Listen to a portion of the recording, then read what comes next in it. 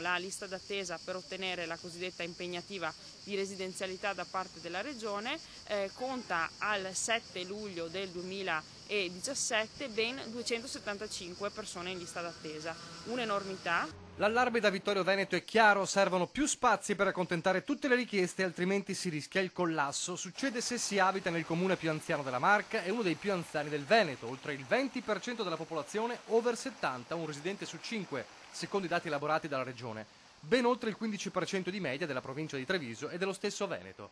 In una situazione del genere è inevitabile che le cifre esplodano. Nel 2016 all'Istituto Cesana Malanotti le richieste di non autosufficienti in regime privato sono state 68, solo 24 hanno ottenuto risposta.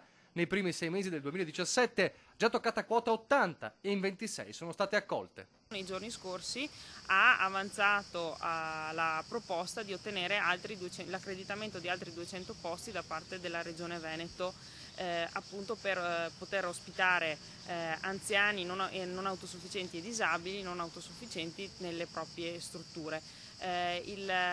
Questa richiesta è evidentemente supportata da una serie di dati statistici.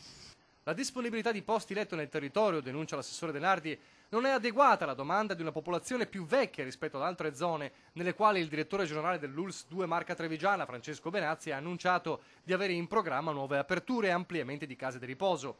A Vittorio, secondo il comune, ci sarebbe una location importante adatta all'esigenza per almeno 100 posti richiesti. Villa Papadopoli, una villa che in questo momento è inutilizzata, che ha storicamente da sempre assunto la funzione o di ente di tipo ospedaliero oppure appunto per decenni la vecchia casa di riposo.